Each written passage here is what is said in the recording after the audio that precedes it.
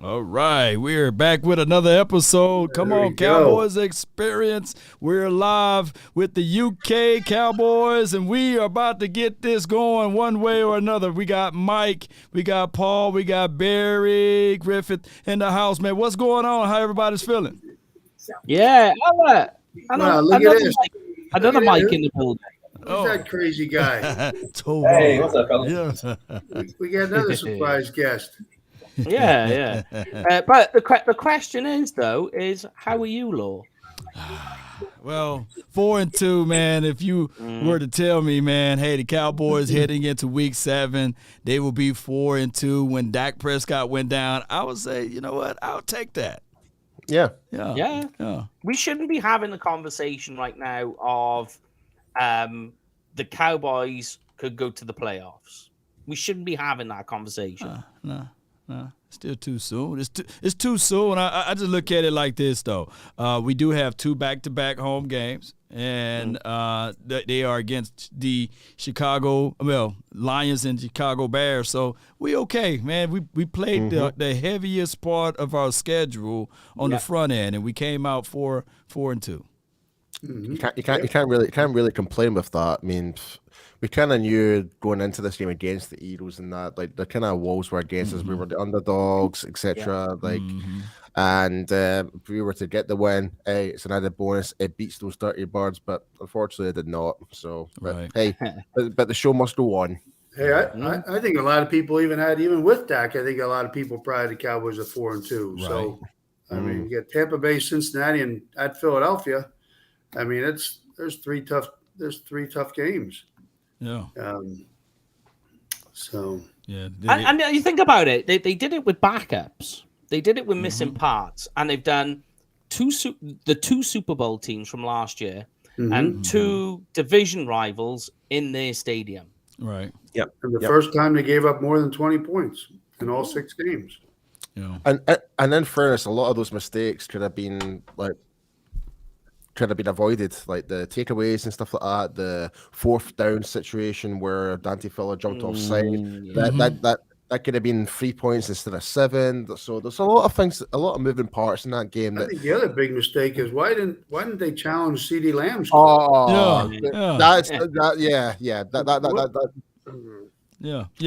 Coaching's supposed to step in on that.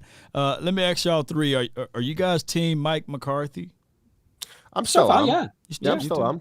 What about you, Barry? You still all in on Mike, or? Yeah, I mean, right now you gotta be. You know, it's like you said, 4-2. I'm happy with that right now. So at New York, at Philly, Tampa Bay, and Cincy won 3 out of 4. So, and only gave one time in 6 games gave up more than 20 points. So. Yeah. I mean, think about this, right, Law? That game, the Eagles didn't win that game, is the way I see it. Okay. Oh man, you gonna make everybody hangry over there now. Go keep going. I've got ammunition for that as well. I mean, the way I look at it is that you can take 20 points off the board from the errors of Cooper Rush on the interceptions. Take that away, the Cowboys win. But we were all waiting for Cooper Rush's. That turnover regression to happen. Yeah, it was coming. It just so happened to be that regression all happened in one lump. It all happened in one go, rather than it being, gently out across a few games. But it was coming. But if they didn't have the takeaways, they had Hurts' number. They like 150 yards or just over in passing. They were pretty good on the run game for the most part. Right. Yeah. It was basically they put the Cowboys offense put the Cowboys defense on short fields in bad situations, and the Eagles managed to capitalize on it. Yeah. I mean, like, if there's one thing I will give the Eagles credit for, they did do the run play option quite well. That kept Parsons in check. Exactly, but we did get to see Parsons. He did contribute through the game, and this is where my beef with Eagles fans is right now. It's like, for them to say that Hassan Reddick is better than Micah Parsons. I'm sorry, but that is the biggest load of crap I've ever heard in my life. Right? Like, Hassan Reddick only recorded 1 tackle Three pressures, one QB hit, Right.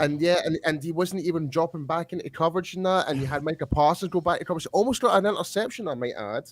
Yeah, Right. seven total tackles, three of them solo, and one tackle for loss. So I'm sorry, but who was the better player than that player? Micah Parsons. Yeah. Case closed.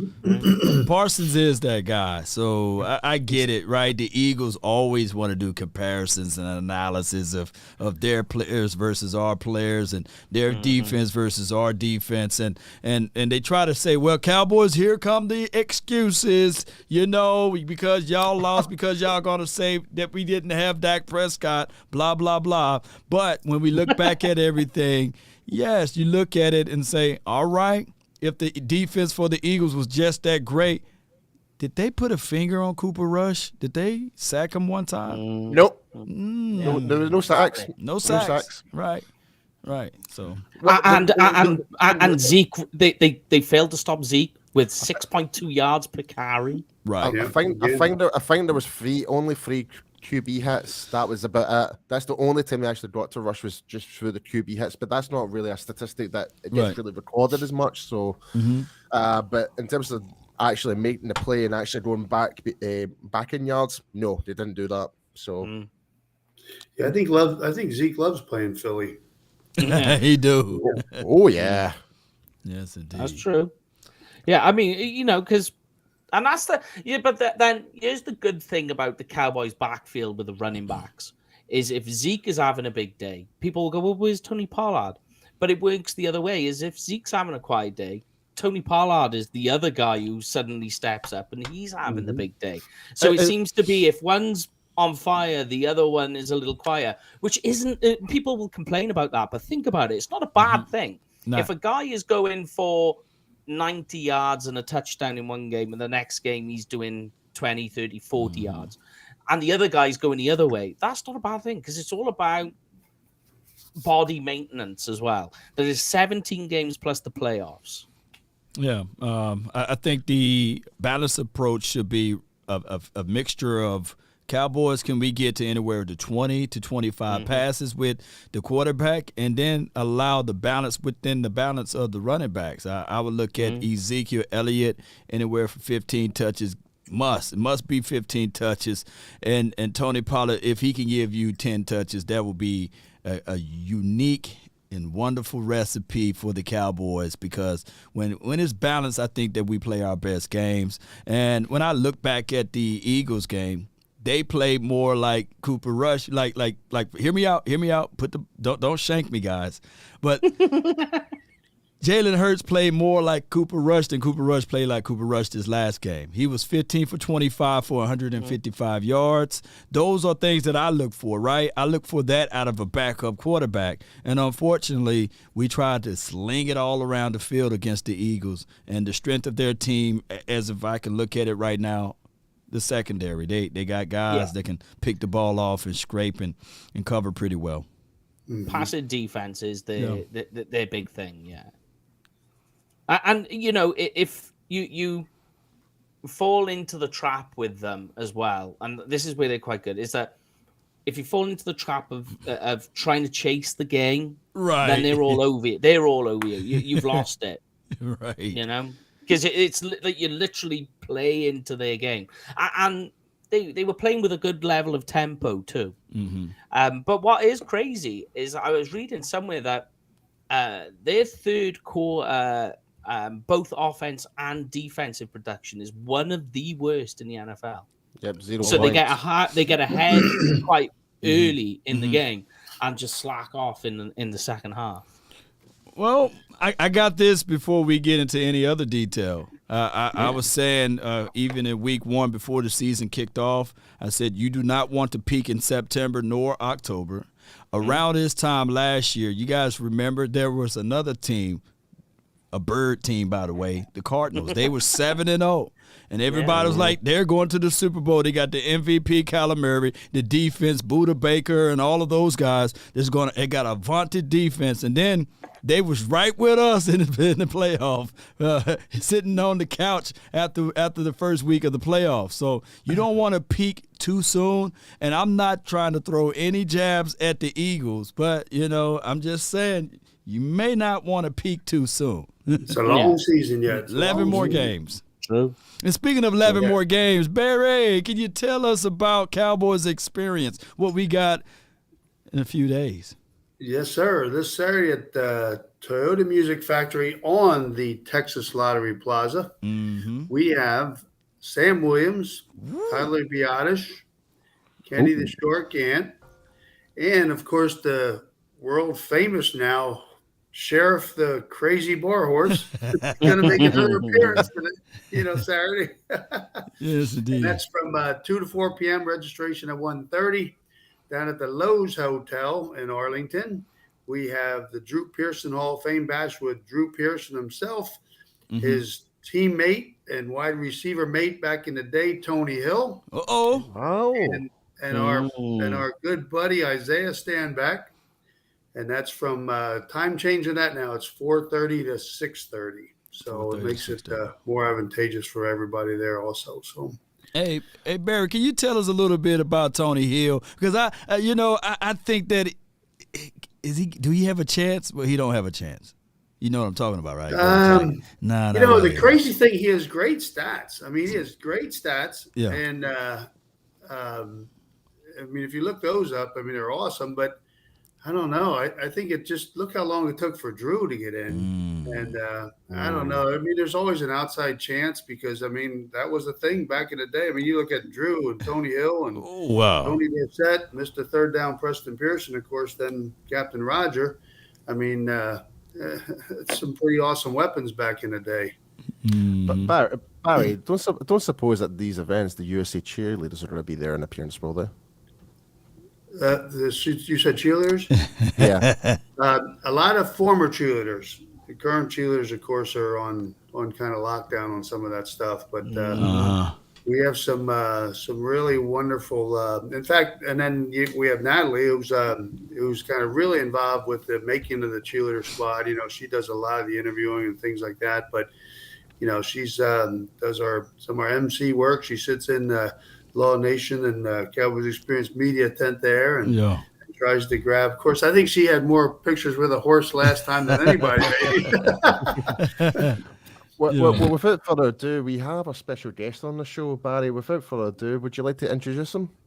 Oh, okay. He's ready to go. Okay. Super. Yeah, he's here. Yeah, so we wanted to, one of the big things we want to do with this program now is to kind of focus on a lot of the meaningful side of life and in the areas of faith, finances, fitness, family. And this guy checks all the boxes. So if you talk about an awesome guy that can just one of those great mentors in life, I'm so blessed he's a friend of mine. And like I said, an awesome guy and former Dallas Cowboys lineman, former drummer in a band too back in the day. He might even touch on that, Free Reign, but with all the other O-line guys. But now his own company in this crazy world, going to give us some financial tips, maybe some basics, but talk about his company and in this crazy inflation times. But Corey Proctor, Pro Capital Wealth. Woo! How you doing? Yes. Hey. And also, just to add to it, I want to say happy 40th as well. Happy 40th. Yes. Happy birthday. I even missed. I sent him a text today, a belated one, because I just wasn't on Facebook birthdays yesterday. So. Happy birthday, man. Thank you. I appreciate it. Now, it looks like you're out of the office, though. Are you having a good day? Because you're out of the office. It looks like enjoying the sun and the. Out of the office right now. Baby girl's got tennis practice. Mm-hmm. Uh-oh. She up in, I don't know, randomly, because I didn't play any tennis growing up, but randomly she wanted to play tennis. So that's awesome. Hey. I'm like, let's go. Yeah. We're outside right now, so I apologize if you pick up any wind noise. Oh, yeah, no problem. Give us an overview, Corey. Maybe start off with an overview about your company and how you got started and that kind of thing, and then maybe some basic tips for the listeners, maybe what they could do right now and just in these crazy times. Yeah, no, absolutely. So I started Pro Capital Wealth Management based out of South Lake, Texas, and in DFW here. And I had never any intent on going into the financial realm, but it was kind of a place that God brought me to. And what had happened, why I started this company was in high school, my junior year of high school, I rear-ended a lady. She ended up filing a lawsuit, and which really affected my mom and stepdad at the time. And so, year later, come back and they're living in the apartment my freshman year of college. And so it brought a whole lot of stress and undue stuff on them, and it was a heavy burden to carry. And so they had to work their way out of that. And so that left a mark on me. So when I came into the NFL, I was kind of deep pockets, short arms. Even though I didn't make any big contracts, I was worried about that repeating itself. And so, on top of how plenty of the horror stories you hear from guys playing in the league, but I ended up doing really well with my portfolio. And so 12 years removed from the NFL now, I don't need the league. And thankful for that. And so financially, my wife and I and our kids, we're okay. We're fine. We don't have to have that worry where a lot of people do. And so it ended up leading to the birth of my company that I started. And that was essentially the purpose of Pro Capital. The people that we work with, I'm not necessarily trying to build people's wealth. We'll manage assets. We do all those things. We do investments, all those good things. We'll do retirement planning and asset allocations and college planning, and all those things are great, and some insurances. But I always tell people my experience with asset managers is, as an NFL player, they're busting down your door every chance they can get. But all my experiences, most asset managers starting in with the money, they don't go anywhere else. And that's all great. And all those are good things to put in a plan in place. But, if that's all you're worried about is money, you're leaving blind spots. And,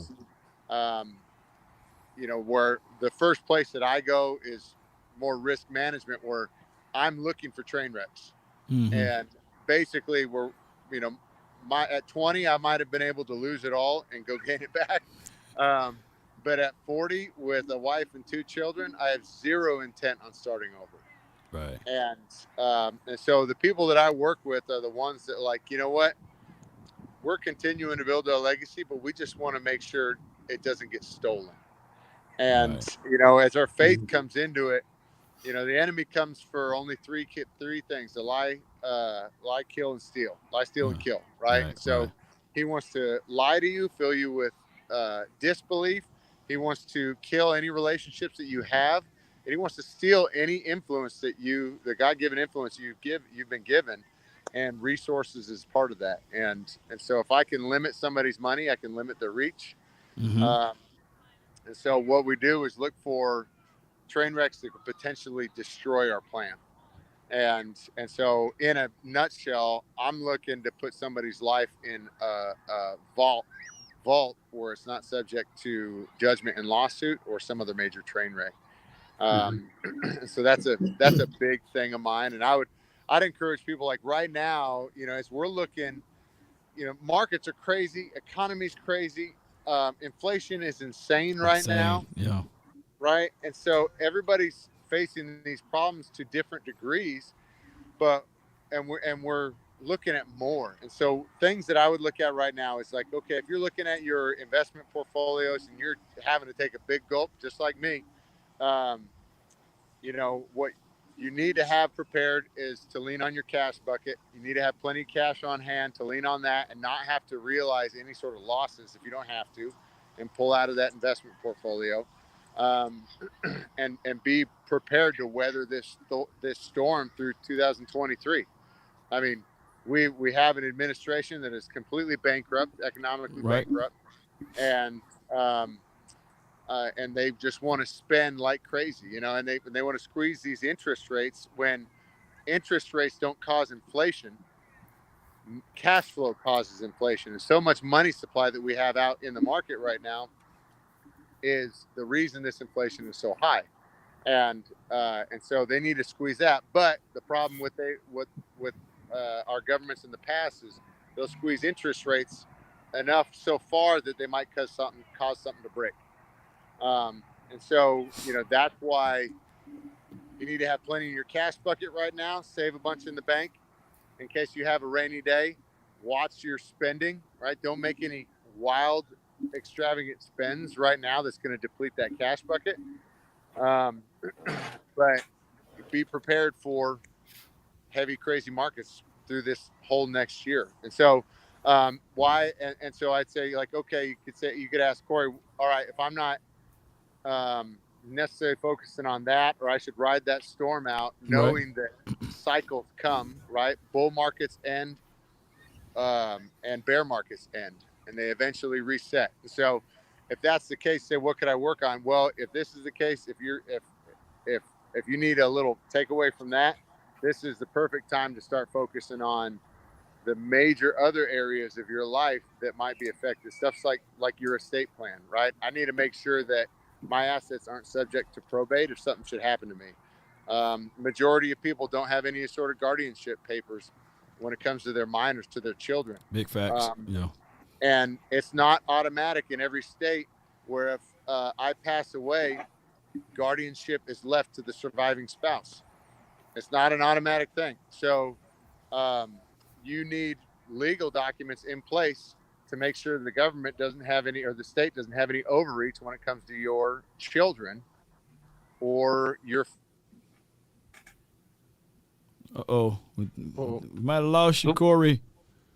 And that's some great stuff that Corey was speaking. And hopefully, if we get him back, we can ask him what would be the best place to start. And I know he was talking about liquidity and all of that other good things as it relates to cash flow. Oh, he's back. There you go. He's back. I'll try to hold it down for you. He said, Lo was saying, as far as the best thing to do first, and I think probably that is to call you first, right? Yeah, call. Yeah, you muted, huh? There we go. Hello. Hold on.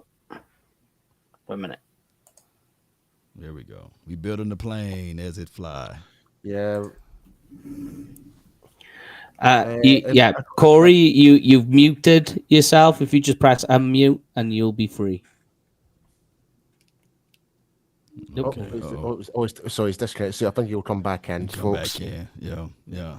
That's some great, entertaining, and interesting elements that he was talking about. Were you guys picking up what he was saying? Yeah, definitely. It's probably somewhat different compared to here in the UK, but it's still relatable.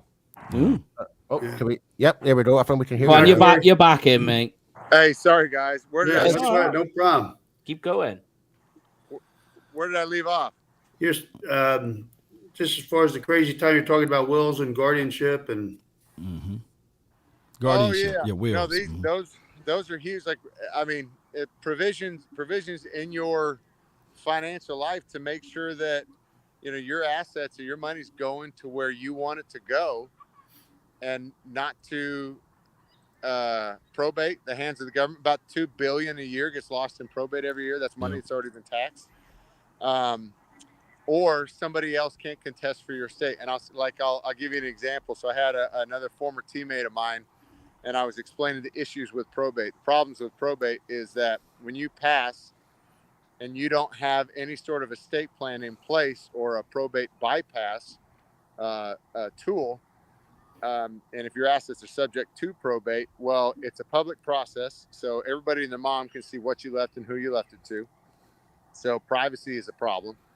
So if you know anybody that got bombarded by phone calls and sales calls after losing a loved one, that's why. Right. The second problem to that, it's contestable. So if you have a close relative that you don't have a great relationship with that thinks they're due part of your estate, they can come make a case. By law, the judge has to open it up and hear the case. And I have an example where one of my former teammates had that happen to his dad. He goes, well, my aunt willed my dad her house. He goes, when she passed away, my uncle contested the will in court, and the judge gave the house to his uncle. And And so a will is good, but it's merely instruction for probate. And so you need to have some of these features in place to make sure every portion of your life is going where you want it to go, right? And so I would encourage you guys, especially during these crazy times right now, like get those structures in order. That's I couldn't emphasize that enough. As somebody who's been through it through his own family, and you know, if you're somebody who has multiple marriages, you're adding more dynamics, and there's more intricacy to it. So there's a lot. So, Corey, your team of people, do you guys handle most of that from A to Z of what you just said there? Yes. What's the name of the website? So we got a lot of listeners over here, so they can jump in there and. Yeah. Go to procapitaltx.com, or you can just Google Pro Capital Wealth Management, and you'll see it in Southlake, Texas. There. Go investigate for yourself. You can go take some. You can go look at Google reviews, all that stuff. But go there, check us out, get some information. My founder's video is on there, so you hear my story and like why we do what we do. But this is, you know, these are pretty crucial pieces for somebody's life, everybody, right? But especially for somebody who's you've built up some sort of nest egg that you don't want subject to some sort of government intervention or disinheritance or lawsuit in general. And so, you know, I tell you, some people don't worry about it, like, babe, that won't happen to us. Well, okay, a study came out in 2017 that said the average American has an over 30% chance of being sued in their lifetime. Over 40 million civil suits get filed every year. In our population, that's a 12 to 13% chance of you getting sued at any given moment. And so, you know, at 2017, the average income was, I want to say it was about 50 grand. Now it's a little over 60 grand in the United States. And so, okay, let's say you live in a neighborhood where I live close to Southlake, Texas. The average income is 200,000. Right. And so, okay, let's put you in a nicer neighborhood, or like we serve some athletes. You put a Cowboy star on the side of your helmet. You think the probability of your lawsuit just went up? Oh yeah. Yeah. So, you know, these are major pieces that a lot of people don't think about. And so these were pieces that I had to add into my life. This is why I say this was a God thing and not my intent, because he was like, listen, you went through this. I need you to show people how to do it. Yeah. Just recently, Devontae Adams, a wide receiver for the Raiders, I think he pushed the sound equipment guy. I think that guy is going to be willing to sue and get multiple money back too. So I think that your company will be able to help assist something like that. Is that true, or? Yes. Or help now, I'll tell you, I've had people come in and they're like, hey, I got this lawsuit. How do I protect my assets? Well, here's the thing. If that lawsuit is preceding any sort of movement with your assets, you're out of luck there for that specific lawsuit. But I always tell them, get on it now, because what if you walk out this door and get into another wreck and another one jumps on you? Wow.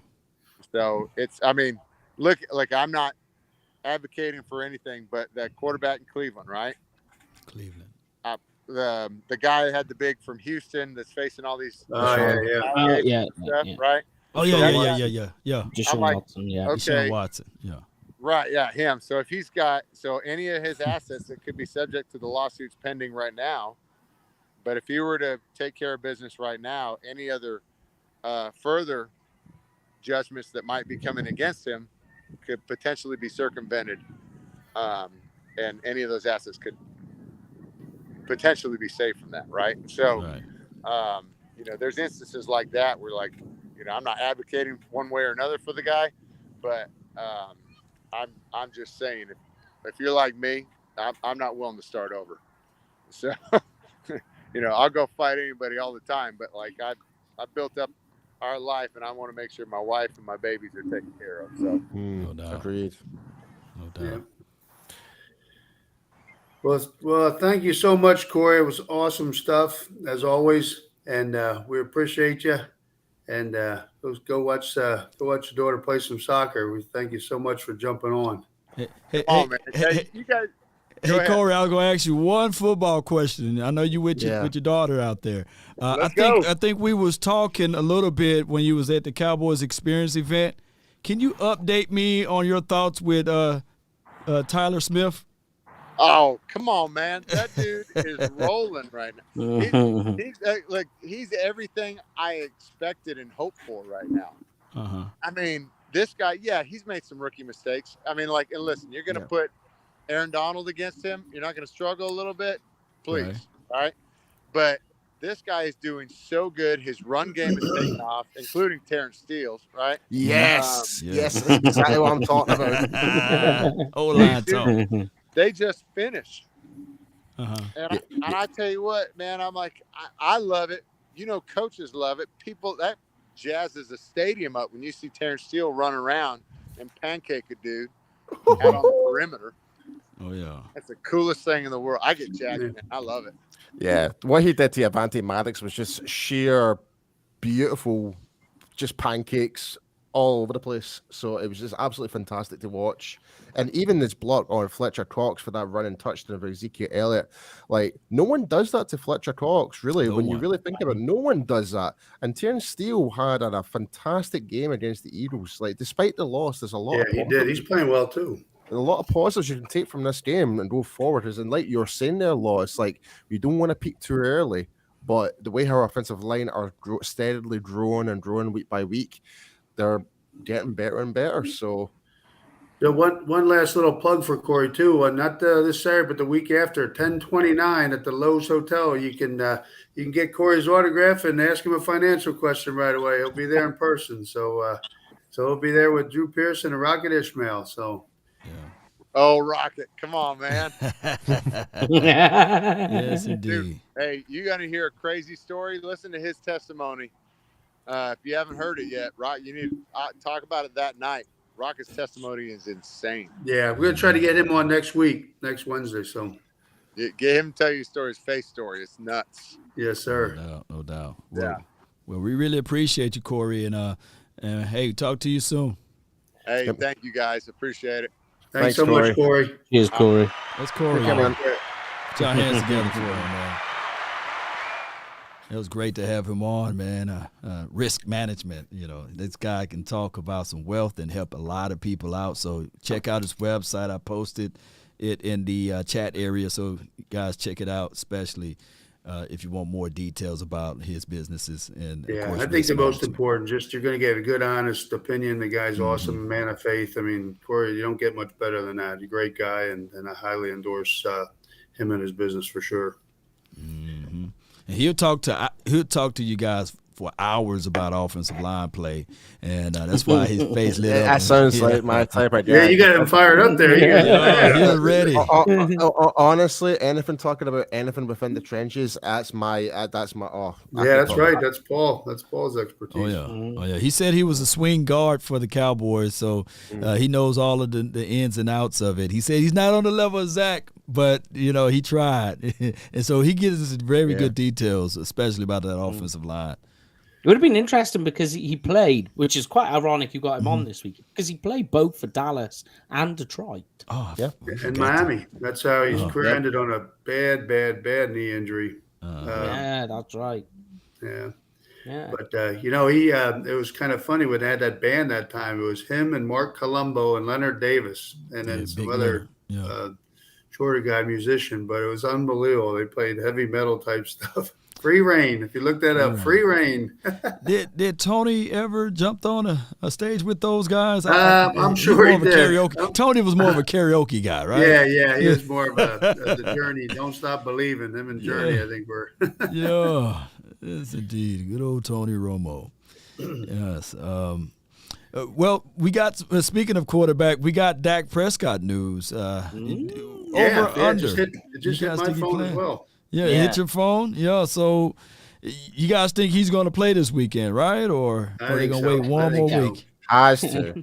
I think put it this way. That decision was made up last week, I think. We was talking off air to Law, but I've got an article coming out for the blog and the boys today. It's out now, and I put in there about the two quarterbacks up against each other in this upcoming game, and I had to change it because I said it was Cooper Rush. So you got. And they won't make me change anything unless they know something. Oh. Okay, so we already know that.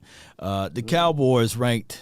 We average 18 points a game on the offensive side. Yeah. We eliminating defenses or holding defensive down to like 16 points, give or take. How much of a spark will Dak Prescott bring to the table being the quarterback now, or will it be more of the same?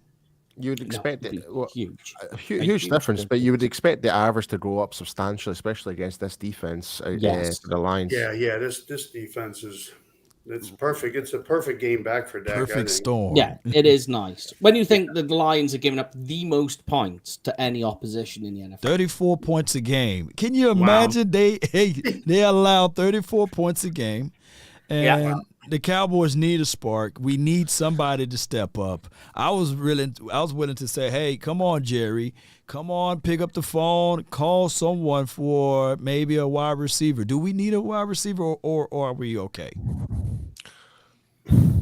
As of right now, I think just because with the inconsistencies with what's been going on and stuff like that, I think with now Dak being in the fold, we'll start to see those wide receivers start to come out. So I think for now we're okay. I tell you what I'm excited about is these two tight ends. I mean, Ferguson and Hendershot. Yeah, Good game. I think Dalton Schultz. This might be his last year if he don't get healthy. I think it's very encouraging with Ferguson and Hendershot. I'm was excited about that. I'm kind of predicting this already. It's like the way how Ferguson's already kind of stepped up to the plate in a short space of time, and like you're saying there, Barry, is with the injury and stuff like that. Why would Jerry and Steven want to pay that extra big contract when? Yeah. I mean, I like Dalton Schultz. I like him. I do. He's a safety. He is a safety blanket for Dak, but really, like, we know what Steven's like. He's Mr. Catboy himself. So I think it's crazy if you go back when Dalton Schultz was drafted. I mean, who would have thought like, oh, he's going to be the next really good tight end for the Cowboys? And same with Ferguson. Well, we said that we said that with Jarwin as well. Yeah. And this Jarwin ironic injuries thing. got in the way. Go ahead. Yeah. And there's the That's ironic unfortunate. thing. He was a great guy. We love Blake Jarwin. He was really good. Yeah. I did a picture for him for you once. Did you ever give it to him, Barry? That's right. You did. You did. But what is ironic, talking of Jarwin, is when you look at Hendershot and Ferguson, that is exactly what they had before with Schultz and Jarwin. Yeah. They're the exact same thing. When you look at them both.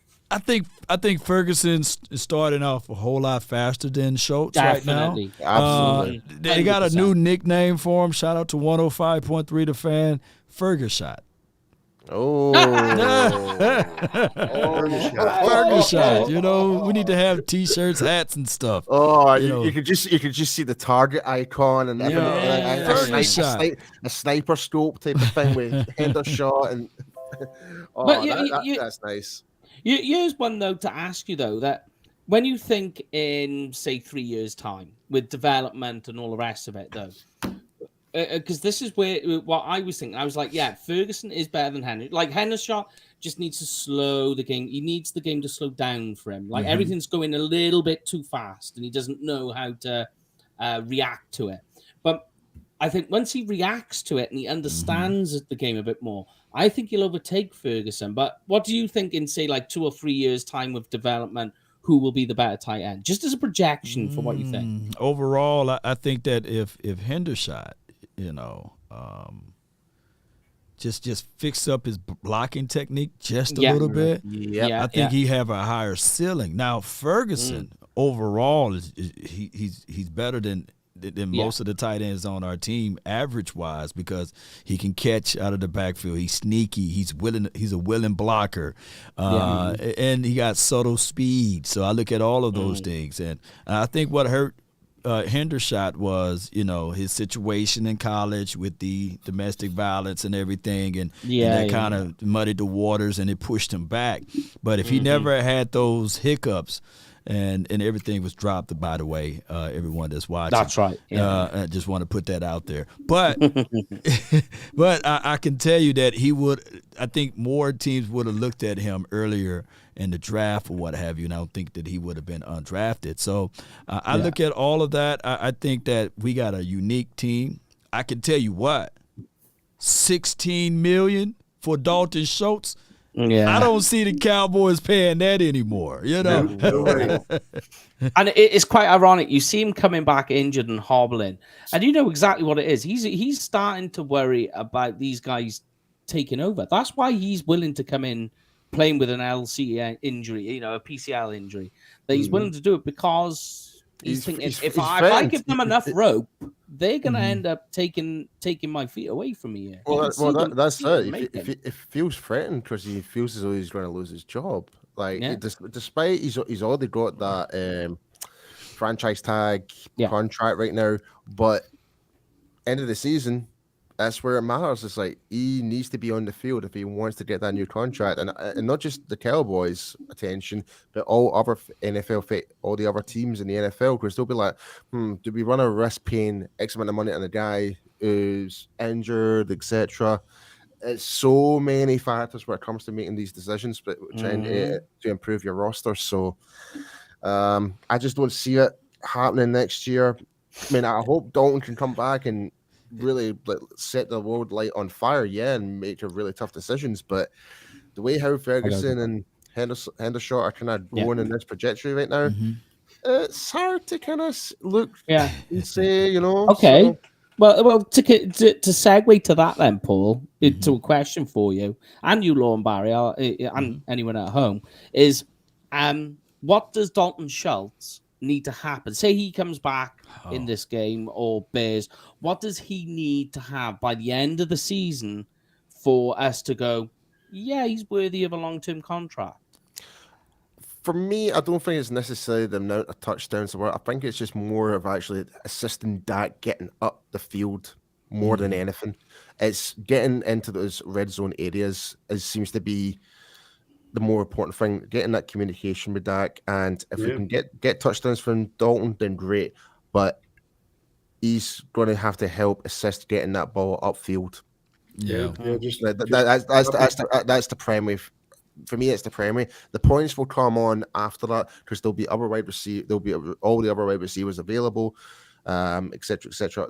And we know what Kellen Moore's like. He likes to kind of spread out the reps between different players. So, so that's where I would think that's where the primary focus is. It's just to help get all the yardage up for Dak and get the Cowboys into a really good position in the red zone.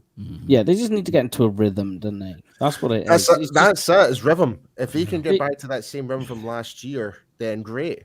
We know this for a fact, right? That with Cooper Rush, they are not going to walk down the field and walk a touchdown into the end zone. You can just see it. On a consistent level, Yeah. And that's what you wanted to see. That's what you want from a good quarterback, especially in that Eagles game. What you need is a guy who's going to walk the offense all the way into the end zone. With Dak, that would happen. Yeah, that would happen. Here's this. Oh, here we go. Here we go. Yes. When you even, especially with Ferguson and Dalton Schultz, I don't see Dalton Schultz just with that PCL. You know how long it lingers. I don't see him separating from Ferguson. So coaches say this all the time. When you're even, you go with the younger player, right? Yeah, so, of course. I think that Ferguson and Hendershot, by the time Dalton Schultz get really ready, I think that we will already be in rhythm. Just like this on the defensive side. Jordan Lewis versus Dayron Bland. You see, Dayron Bland. In the slot. Oh, I like that. I like this. There's no separation that much from Jordan Lewis and Dayron Bland. I think that the Cowboys are doing themselves a disservice by not. And shout out to you, Jordan Lewis. I know you watch the channel. I appreciate you and your family. Nevertheless, I just look at it like this is the truth. Dayron Bland, he's bigger, faster, stronger, he's younger, and he's cheaper. You probably need to go with that, Cowboys, because you would get more play, and he would not give up on a play like Jordan Lewis. He plays through the echoes of the whistle. Yeah, and what's good with Bland, in some ways he doesn't make sense as a slot receiver, but he managed to make it work. But what is happening, what you've seen a lot nowadays is You know, that the big slot receiver that you're getting a lot of now coming into the NFL. But what's good is because Bland is this bigger type corner that can play the slot. That's a good way to combat your big slot receiver. Yeah. You like Jordan Lewis pancakes? being that. You like pancakes, Mike? Oh, yeah. Yeah. Of course. And you see when you put that hot butter on it, he slides off. Yeah. That's Jordan Lewis. You know, he's sliding off the player. It's like hot butter on pancakes. I need my DBs, my defensive backs to hit. At the hip. And I'm not getting that.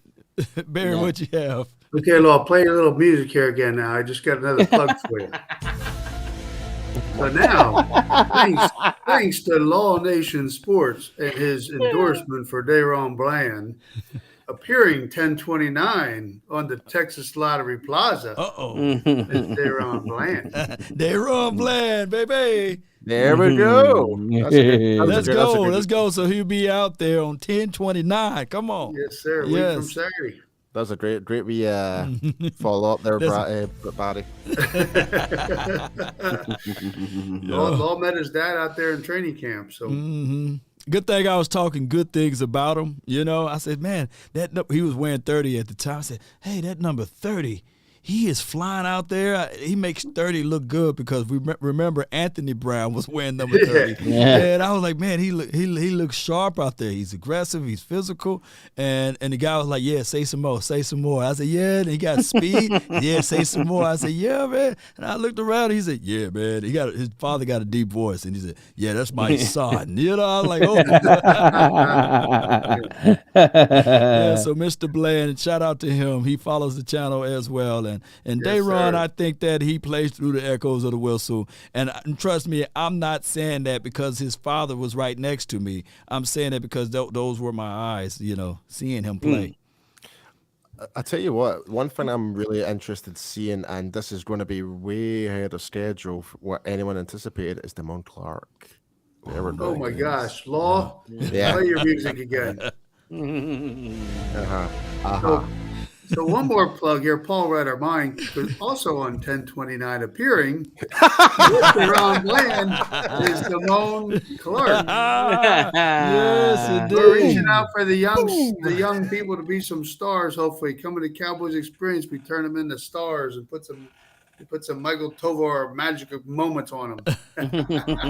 Yes, indeed. Hey, Damone Clark, just unbelievable. I know the storyline. It was more of a recovery, not an injury, y'all, because they found that it was a herniated disc that needed to be repaired, spinal deal, and hey, they saw it in the combine, and they was like, hey, we need to clean this up. He could have said, no, I want to get out there and make sure that I get drafted, but he didn't follow the money, right? And it was Cowboys training staff or medical doctors that found that nerve deal that needed to be repaired. And the Cowboys drafted him. So that's an amazing story. I can't wait to see him out there. And what's ironic is it's very similar. It's a very similar injury, which is why the Cowboys medical staff picked it up with what Leighton Vander Esch had, with his neck injury. It's very similar. So they've dealt with it. They knew what they were looking for. They knew how to go like a procedure. So really he landed in the right place to get the right attention to it all, you know. And he's I'm sorry, Mike, go ahead. No, go on. No, go. No, go on. I was pretty much wrapped up. No, okay. I was just going to say, because he's practicing now, I think, right? Because I reached out to Broadus yesterday to just see if I get an update. I haven't heard back yet, but yeah, as far as he has been out there, I don't know if he's in full pads and helmet yet. Right. I think I think he's just basically participating through the paces, like walkthroughs and stuff like that. So, but even in that, it's still an accomplishment for what he had to go through. But all credit down to the Cowboys medical staff. They have actually done wonders over the years. Like we can mention, like Jalen Smith with his injury, with the whole knee. Like when we drafted him in the second round. People say he was never going to play football over again. Right after that game in college. Was it the Senior Bowl that happened? Before that, I believe. It was in the season. It was against Ezekiel Elliott team. It was against the Ohio State. Yeah. Right. Yeah. But so you've got him. You've got like LVE's neck injury. You've now got Damon Clark, Dak Prescott's finger injury ahead of schedule, pretty much. Well, it's kind of roughly the same part, but even with the knee injury from last year for Dak Prescott as well, the medical staff have just done absolute amazing work. Yeah. And full credit to them. I'm waiting on one more person, and that's James Washington. I need to see him out there on the field. He had the broken foot, and the medical staff is saying that he is the only guy that don't have that quick recovery. It seems something else is going on. I hope all is well, but with wide receivers, you need to use your feet. Yeah, because we got asked that question last week in the mailbag, and so we went to the Dallas Cowboys to ask those guys, and all of them were like, yeah, it's cold on him. Like, there's nothing. Like, if there's going to be anything that we hear about Washington, it's going to be after the bye. But when they've asked Mike McCarthy, he's like literally not in a rush. He's just like, which seems a bit weird. Whether he knows something, yeah. But yeah, I mean, like with Damon Clark, I'm not surprised. He wore a very sacred number. 33, very sacred number. So that's like the People's Choice Award. So, it's no surprise he's back as early as that. The one I'm confused about though is Jabril Cox. That's another one I try to get some scoop on because he's been out to our event a few times. Great guy, really great guy. Yeah. Let me just spill the bag here, Dan. The small conversation that I had with him. He's a tweener. Safety linebacker, and the role that he want to embrace is J-Ron Kurtz's role. Now you see why. Now you see it. And that hybrid off-ball linebacker type role. Yeah, that's the role. When I had the small conversation, me and Boss Cowboy, we were talking to him, and he said, "I really want that one." So not a full linebacker. I look at his college tape. I see that the guy got speed, and he got good size, but not the big size for a linebacker all the way. Yeah, to be like a thumper type. To be that, so maybe it's a good weight for us. I know we're anxious, but it's a good weight for us. Yeah, because maybe that's we'll see what happens. Because is J-Ron's is this his last one, or was he a 2-year deal? One more. I think they squeezed a 2-year on him. Yeah, pretty certain they did. Yeah. And then the other I'm absolutely certain actually he did. Yeah. Because the other tough part is Hooker and Donovan Wilson are playing so good, so it's like, Hooker is not getting enough love, I think. Yeah, Hooker been solid. Safety in general. leading tackler on the defensive side last game, and the second place tackle the game before that. So he's been a tackling machine. And Paul, you know football like this, right? What do that mean when your safety is getting all of those tackles and not your linebackers? Yeah, means our defensive line's doing their job. Oh, but what else that mean about your linebackers? We need some more speed at our linebacker. And I'm not trying to bash LVE nor Anthony Barr, but sometimes we will look at the tape and there'll be a tick late or a dollar short. Yeah, Anthony Barr's definitely, you can see the age is catching up on him. He's not Anthony Barr that we all traditionally know him as. Yeah. I mean, it's a really good point that you made there, Law, like in terms of the speed and stuff like that. I think it seems to be like they're kind of like in that Sean Lee type of scenario. They're trying to be the place at the right time, preempt, like kind of predetermine where they're supposed to be. It's kind of worked so far, but we are missing that speed in that middle of the field right now. Right. So, right. But I'm just looking at Donovan Wilson's stats right now. 44 total tackles so far. That is ridiculous. Yeah, Donovan Wilson. Yeah. He played the role that Kurtz is playing so well that I'm looking at it like, let me get Donovan Wilson back at that spot. I think that he was more electrifying. I'm not trying to cause any chaos with our safeties. I like what J-Ron Kurtz brings to the table. Of course, he rarely missed tackles. But I'm looking at the subtle speed that Donovan Wilson got out there that we can see that, man, we miss him at that spot too. Yes, some of the hits him coming off just from the middle of the field down to the line of scrimmage was just like, oh my He's God. a striker, isn't he? He had a sack last. Striker. Donovan Wilson had a sack last game, right? And the Yep. previous two he games did. before that, I was banging on the table. I was telling everyone, can we allow intentional groundings to count as sacks? Because he would literally have 3 sacks for the season. Yeah. So his total is 44 total tackles. 33 of them are solo tackles. 33 alone. Oh my 11 assists, 2 sacks, 2 tackles for loss, and 2 pass deflections and 1 interception. Wow. That's good. That's good stats there, man. And that's only week 6. Week 6. We're not even. We're literally. What was that? Before Before last week, he was ranked what, number 2, and then Hooker was ranked number 4. It's like, what the heck? So that's very encouraging. I mean, we haven't had safety production like that in a long, long time. Nope, certainly not. Certainly not.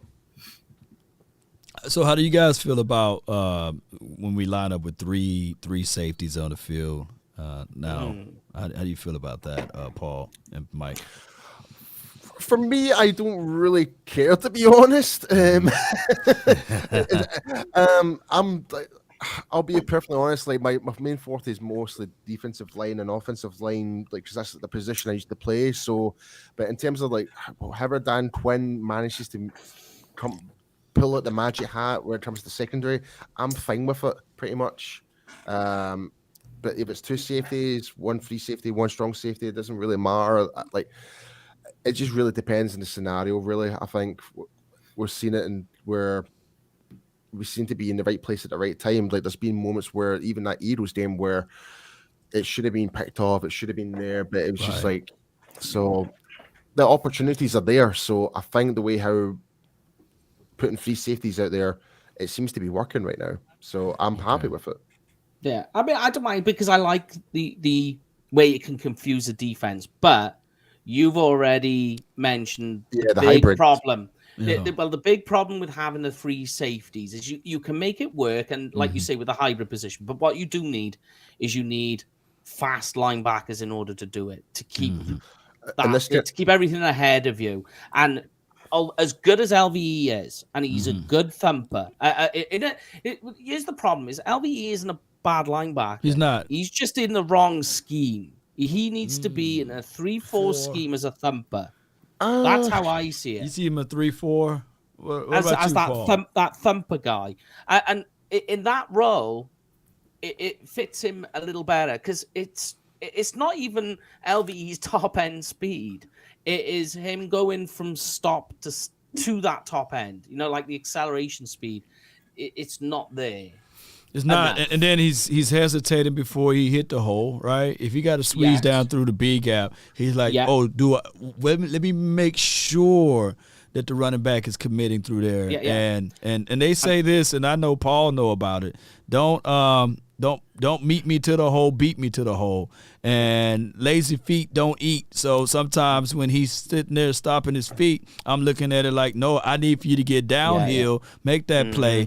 And those are things that I'm looking at when I look at college tape. I know Damone Clark would make that hit. He'll squeeze in there. I've seen before another guy that's on our team that's been a healthy stretch, Devin Harper. I've seen him shoot gaps. I've seen him go hook to sideline. I just don't see that on a consistent level from our linebackers, though. Because I'll let you kick in now, Paul. Sorry, but I was going to say the one thing, another good scouting term they use for the linebackers that's very fitting to LVE is go slow before you know. Okay.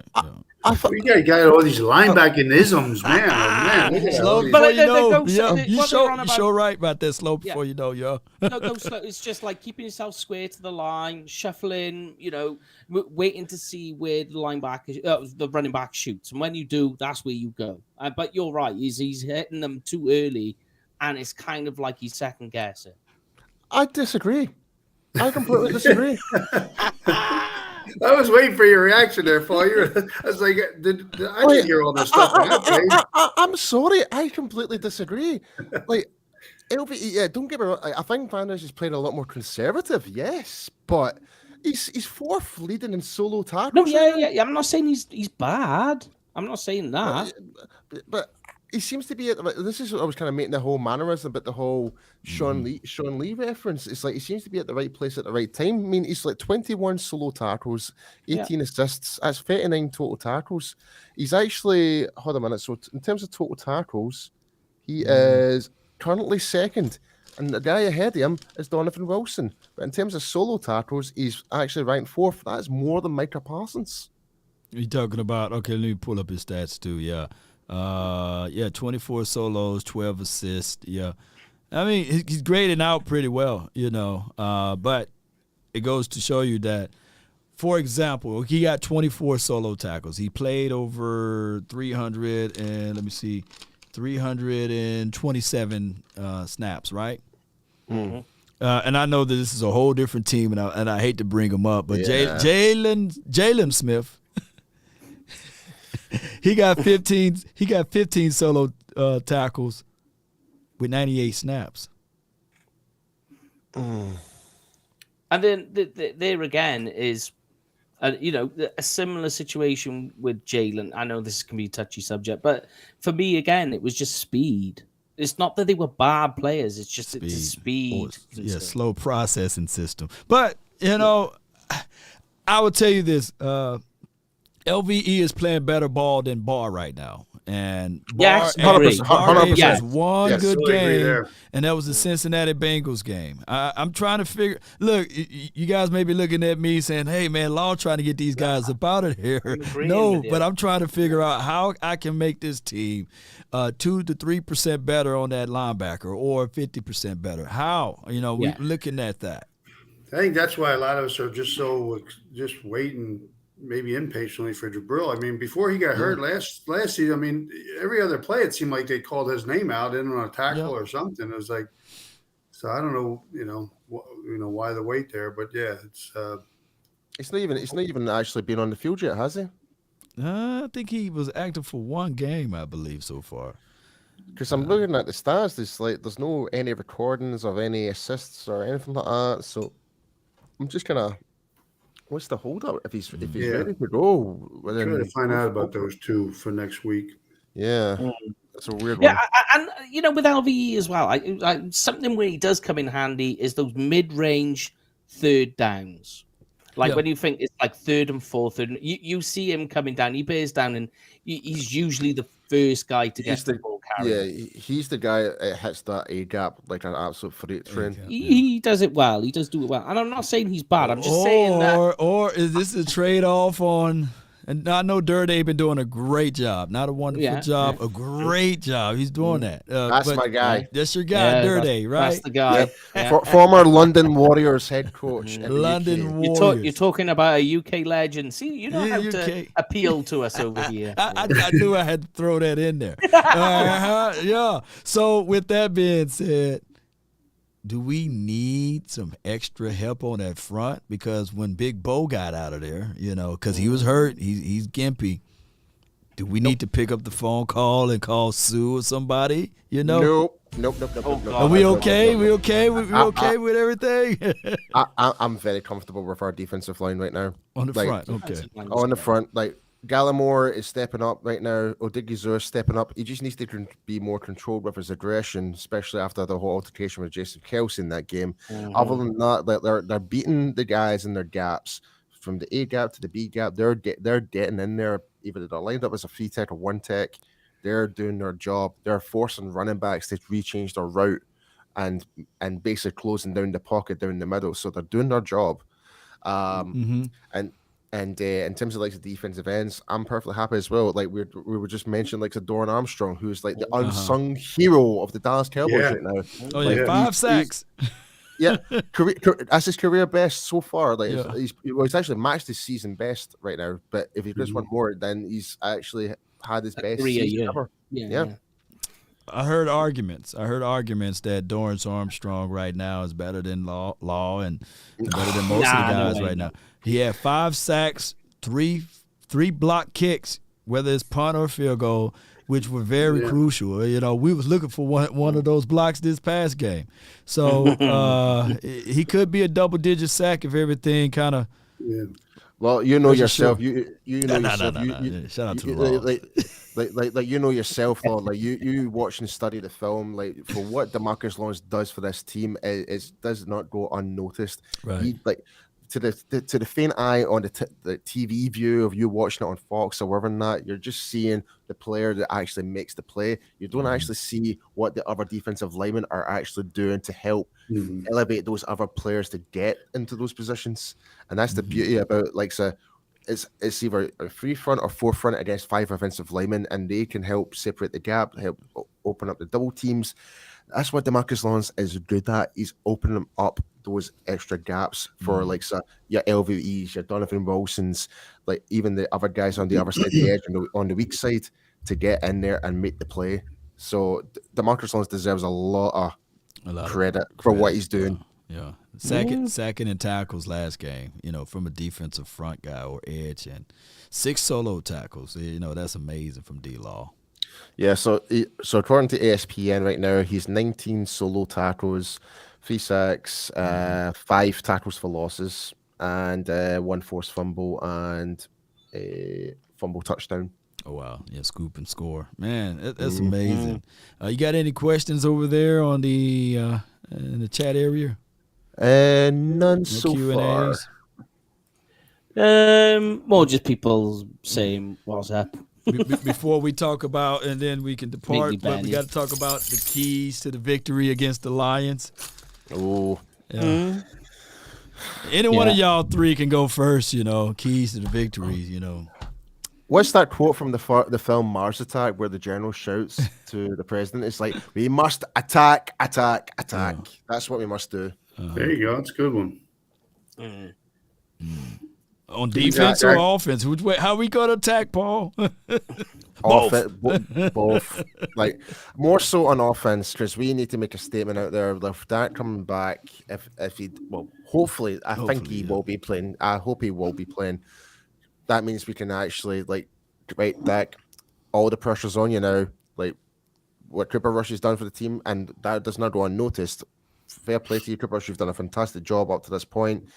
But Dak's now, he needs to now justify himself to say, okay, I am actually the real QB1 here. I'm going to go in there and I'm going to ball out and prove everyone wrong. That's what he needs to do. Yeah, it needs to get in the 30s, I think, this week because the Lions with a week off, all those offensive weapons had some rest too. So yeah, we need at least I would say probably 2 receivers, probably close to the 100-yard mark, and a couple of touchdowns. I would say, if Dak's depending on how this defensive works, again, it just depends how Kellen Moore does it. It depends if we start rushing the ball, because I don't know too much about the Lions defense up front. What do you have the stats in their run defense, Law?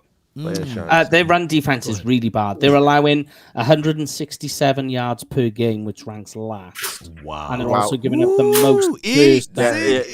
Oh, come on, Zeke and Tony. So I want this game to be just like that. So if that's the case, then I would expect it to be more of a 50-50 shift then. Because you want to kind of run the ball. They got one thing in their favor, that they're fresher than us. That's the only thing they got. Their run defense is basically in nearly every statistical category they rank last. Their passing defense isn't that bad. Mostly it's their safeties. They got Deshaun Elliott, who's doing okay, and they've got Jeffrey Okudah as well, who was the ex-first round pick. But generally on pass defense, it looks better than what it is on pass defense, but only because teams are just running the ball consistently on them. So the passing defense looks better than what it does. Did you get a chance to watch that Patriots game versus the Lions? 29-0. I haven't. I know they got shut out. Yeah, shut out. Yeah, and from and also from a backup quarterback as well. a backup. Bailey Zappi. Zappi. They get Zach pretty good. I actually like him as a prospect coming out. I was quite impressed because he actually Cowboys this close. They I guess Cowboys started talking too much about picking him up. Yeah, because if I remember rightly, Bailey Zappi, of all the quarterbacks that came out in this year's draft, had the most passing touchdowns by a long way too. I didn't know that. Yeah, so he did good. He was 17 for 21. Yeah. 188 yards off the top of my head against that game. I got a chance to rewatch that tape. But the most pivotal thing, they had a running back named Steven Jackson, I believe, and he rushed the ball for 25 times for over 150 something yards. And I said, that is the type of game the Cowboys need to bring to the table. Yep. And if 29-0 again, man, we would have a parade all down through Texas. Yeah, I mean, the Patriots running back you're talking about, he's very much the like the new James White over there. Yeah, big boy. So you had Damian Harris, who's your big lumper, and the new James White seems to be. Oh, you talking about the other one? I thought you talking about the big boy because he looked like LeGarrette Blount over there. LeGarrette Blount. Yeah. So I like if we can present the power and finesse them a little bit, but I want us to stick to our identity because I do know that Kellen Moore, he's looking at Dak Prescott and he said, man, they talking bad about my offense. I need to get back to being number one, top 5 offense, and he may try to sling it all around. But one thing I can tell you guys, Jeff Okudah, shout out to him, Grand Prairie, Texas on. He is a guy that at times he shows us a little flash. So they were able to force the Patriots into field goals. So it made the score could be misleading, but in that red zone area, they forced a lot of and they picked off Bailey Zappi one time too. So they've lost 4 games. Right, 3 of those games is by 3 points or less. So it's not that bad. But here's one. I tweeted this out today, so this is a nice one for you, Law. That the Cowboys currently are rushing the ball on 44% of their plays. That's 9th highest in the NFL. The Lions are allowing 5.8 yards per carry this year, worst in the NFL. Oh, Feed me. Feed me till his arm fall off. He should have a belly. He should. You know what? Somebody ought to put Joe Looney in his outfit. After the game. I'm just looking at the matchup predictor right now. So the Cowboys are 76.9% to win this game. Well, that's interesting when you said about that too. Is because the line came out, the Cowboys were 7-point favorite, and you would think with Dak playing, it's going to move a little bit. They probably know, but still at 7 points. So. Maybe they already knew that it was Dak Prescott. I mean, see, like this is a perfect game for Dak Prescott. Come back in, spin the ball a few for 20 passes, but to get 30 rushing yards, something like that, 20 to not loads. And I know people are like, "What? That's not many for a quarterback." You think about that's enough. You think that's what? 4 or 5, fresh downs, first downs he's getting on those rushes. That's killed the game. It's all about moving the chains right now. That's what it's all about. Food for thoughts, man. Like I said when starting this stream, I said we played all, and Barry mentioned this too. We played all of our difficult games already. But just write this down in your mind. We got Detroit, Chicago, Green Bay, Minnesota, New York, the Colts, Houston, Jags, Philly, Tennessee, and Washington again. Out of that list before we go, who you guys are worried about? At Tennessee, maybe 12-29. Yeah, Tennessee probably. Possibly at Minnesota. I think Green Bay is going to be easy now. I mean, they're off. I was just about to say that. And it's after the bye. That's what's important. It's after the bye in Green Bay, which is nice, and it's before it gets too cold up north. Yeah. And the way how Rodgers has been playing recently, he's not been, especially He's that not game. Rodgers at all. No, they look horrible. That game in London, like that was literally like the moment that of was Russell Wilson. terrible. That reminded me of Russell Wilson in the Super Bowl where he threw the interception, like the last play of the game, and that was it. Like, just like, why did you throw the ball in a more crucial moment? You could have just run the ball into the end zone, pretty much. Yeah, I think Rodgers, Matt Ryan, Russell Wilson, they're all having some. I think it's really bad years. It might be that time soon.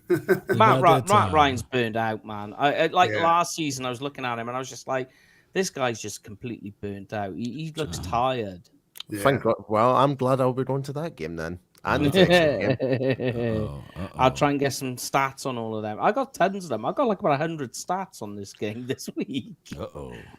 Oh, it's sad. I live a sad life, Lord. Don't you worry. I do nothing with my life. Okay, here's one for you. All right. The Cowboys have allowed opponents to pressure their quarterback on 20% of their pass attempts. The Lions, however, oppose their quarterbacks on 22% of their passing plays, which is tied for second worst. Oh, wow.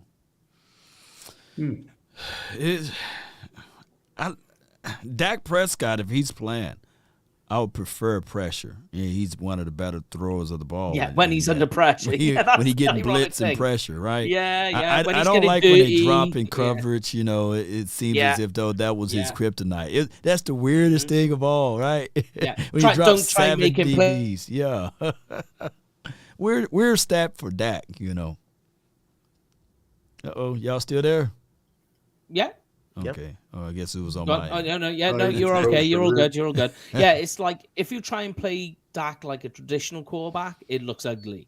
You let him get filthy, get dirty, you know, he's getting up off the ground. He just seems to come, he's like an angry wasp, right? You know? Right. Like, you know, you think of all the great plays Dak Prescott's had, you know, like running into the end zone, diving over the top of players to get into the end zone, doing backflips and all the rest of it. That's Dak Prescott.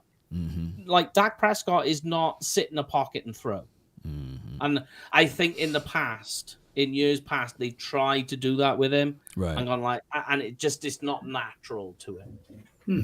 Yeah. So we ready for scores? Oh, yeah. Oh, here we go. I may actually start. Who gonna go first? I'm gonna go Cowboys 28, Lions 15. Okay. Mike. So Amon St. Brown is back, so he's good for a touchdown. If Swift plays, he's good for a touchdown. Sorry, 16. 16. Yeah, let's go 14, so 17. 34-20 Cowboys. Yeah, I know. I'm going way more than that. I'm going for Zeke and Tony to have huge days here. And I'm saying it's going to be 42-17 to Dallas. Wow, that's a good game. Okay, write these down. 42-17. I went 28-16. Right. 28-16. I went 34-20. Okay. Oh, keep in mind if you want to play the average, you know, Detroit Lions allowed average 34 points a game. So Barry, you slick. You said 34. You know. All right. So what I'm gonna do is, I was trying to ask one thing. So what would be everyone's bold prediction of the game? Like, what do you think is going to be the most surprising thing that's going to crop up into the game? Mine's is going to be we're actually going to get our first pick 6. Yeah, and it's Millie Cooker. Hooker. Yeah. Okay. First pick 6. I'm going back with Anthony Brown on that one. Before you give your score prediction, right, Law, I got one last little fact for you to give to you that's very good. That in the Lions' last 8 road games, so this goes back into 2021, the Lions are 0-8. Ooh. Wow. 0-9. You know, let's be 0-9, dude. Wow. That's very intriguing. It's a lock. It's a lock, baby. Oh man, I hate when everything lines up perfectly. All right, so... Yeah, I know. Yeah. That's the trouble. It's better when the Cowboys are the underdogs. Yeah, versus last game, right? You know. Yeah. All right, so Barry already got my 34. Let me go a little lower than that. Let me go with 33. And somehow we go weird number 33 to 16. Oh, so okay, so you're 5 points away from mine, and you've got the. Did the math real quick on you, you know. Wow.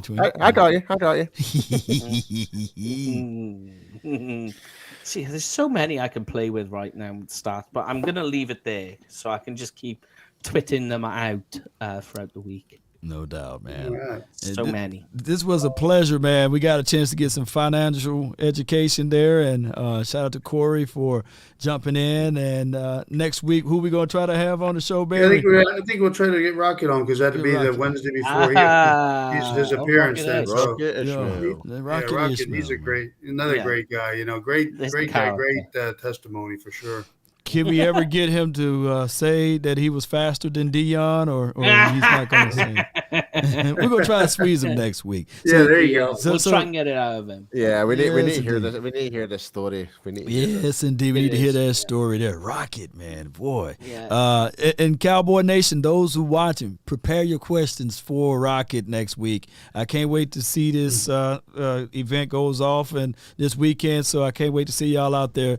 Hey, as I said, about the actual don't meet me at the hole, beat me at the hole. Well, do the same for Cowboys Experience. Don't meet us there, beat us there. Come on out this weekend. Let's go. Let's go. Let's go. Thanks, guys. You guys are the best. Thank you. Salute. See you later.